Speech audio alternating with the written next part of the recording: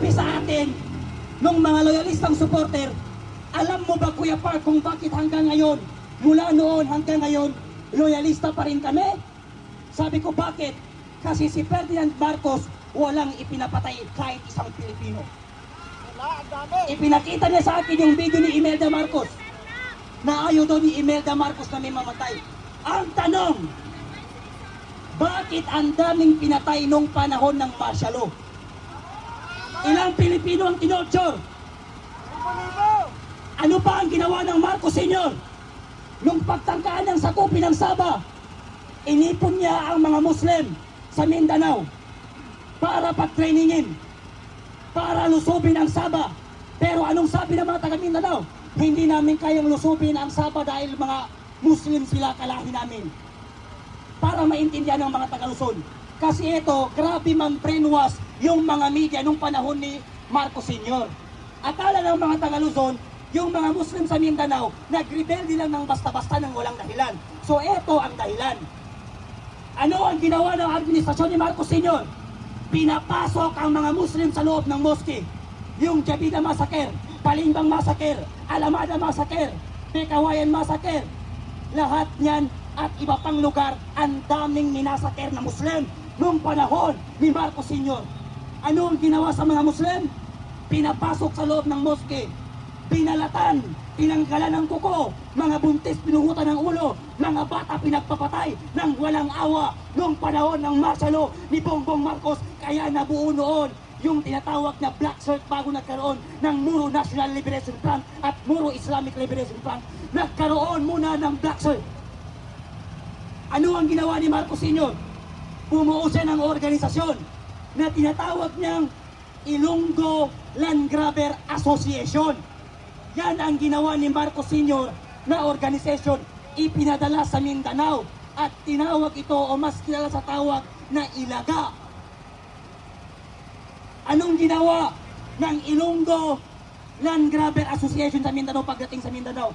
Pinagpapapatay ang mga Muslim ng walang awa at pinagpupukutan ng ulo.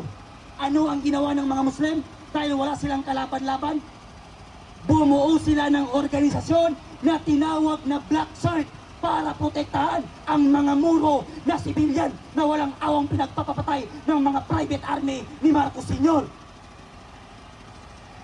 Pero hindi alam ng mga taga-Luzon yan. Ano ang sabi ng mga taga-Luzon?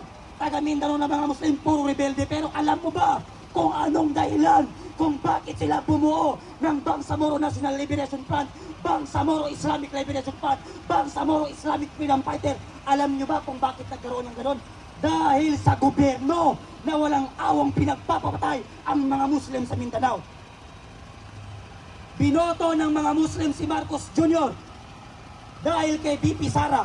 Pangalawa, binoto ng mga taga Mindanao na Muslim si Bongbong Marcos dahil akala namin babawi si Bongbong Marcos sa ginawa niya sa mga Muslim sa Mindanao.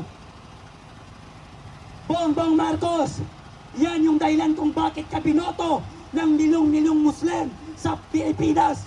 Dahil akala nila babawi ka sa ginawa ng tatay mo na pambababoy at pagpapatay sa mga Muslim noong panahon ng tatay mo.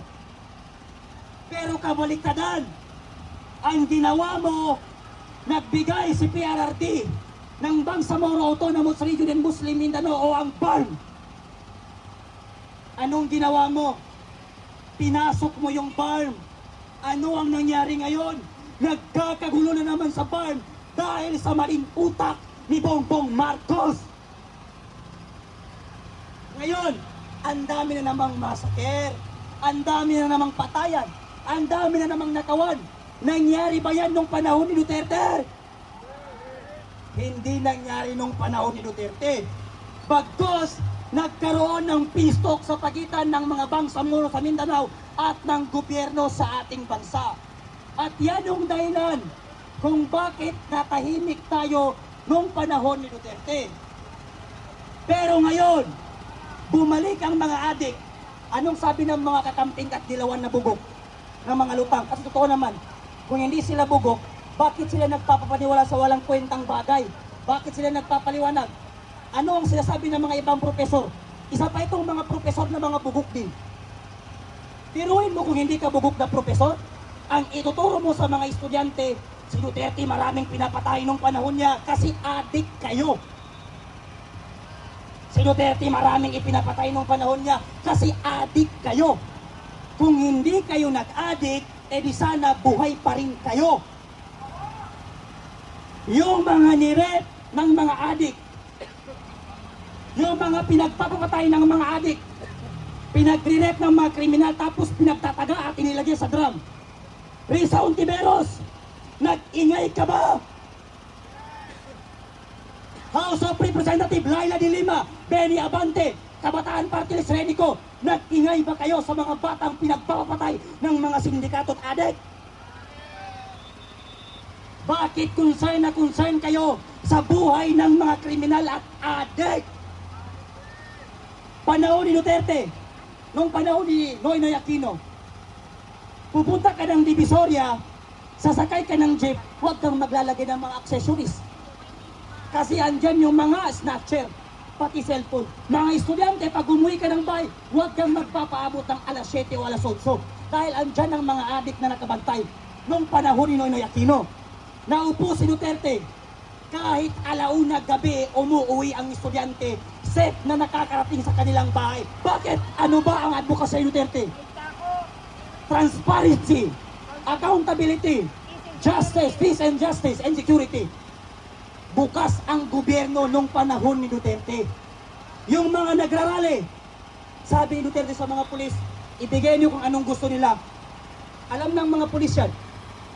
Bigyan ng pagkain, sabi ni Duterte, yung mga rallyista. Bigyan ng tubig, ayahan nyo sila. Walang bumbero, walang alambre na nakaharang. May nagrally, anong panawagan nila? Bigyan ng lupa. Binigyan ng lupa. Sa Boracay, binigyan ng lupa yung mga katubo. Anong ginawa ni Marcos? Binawi. Yung mga rallyista, ipinabook sa Manila Hotel. Pinatulog ni PRRD ng maayos. Binigyan ng allowance at pinawi sa kanilang probinsya. Yung PGH, Philippine General Hospital, ipinatawag ni PRRD. Anong sabi ni Duterte? Magkano ang nagagastos nyo sa isang buwan? Anong sabi ng Philippine General Hospital, PGH?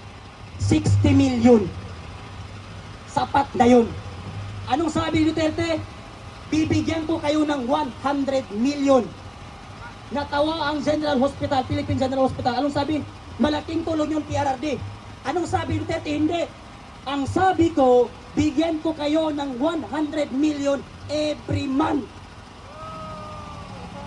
Buwan-buwan nagbibigay ang Administrasyong Duterte ng 100 million para sa Philippine General Hospital. Ubusin mo yan sa pasyente, sabi Duterte. Ibili mo ng gamot yan, sabi Duterte.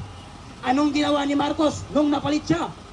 0% ang natira sa PhilHealth. Kaya ang daming nakapilang may rayuma, ang daming nakapila na senior citizen, ang daming buntis na hindi maoperahan dahil 0% ang PhilHealth. Ano ang sabi ni Duterte? Kawawa naman ang mga tricycle driver. Kawawa naman ang mga jeepney driver. Nagpaparenew ng driver license. Gawin nating 10 years ang passport pati license. Di ba tumaas?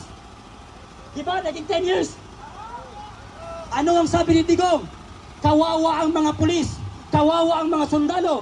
Kawawa ang mga guro. Ang baba ng kanilang sahod. Itaas nga natin. Tumaas ang sahod ng pulis, pati ang sundalo, pati ang mga teacher. Ngayon, pinoproblema ni Marcos kung bakit kulang ng guro ang ating bansa. Dahil yung mga teacher, pagkatapos nilang mag-aral ng EDUC, mas pinipili nilang mag-abroad dahil dito wala silang sinasahod. Diba? Kaya ngayon, ang laki ng problema ng administrasyon. Ang taas-taas ng ating gobyerno. Pag nag-apply ka ng construction worker, ang daming pinapahanap. Ang daming Pilipinong walang trabaho. Siguro mga 25% lang ang may trabaho sa Pilipino. Kaya ngayon, tayo ay nananawagan sa kataas-taasang hukuman ng malungkot na Republika ng Pilipinas na magdesisyon kayo sa aming isinumiti sa inyo na pirma ng Pilipino upang sa gayon marinig namin kung ano ang inyong desisyon sa pagnakaw at pagkidnap sa ating presidente na si Rodrigo Roa Duterte. Pangalawa, ang Pilipino ay hindi pumapabor sa ginagawang impeachment sa kay VP Sara. Pangatlo, ibaba ang lahat ng bilihin sa ating bansa at ibalik nila ang mga ninakaw nila at ipakulong ang lahat ng mga politikong magnanakaw. Maraming salamat sa inyo.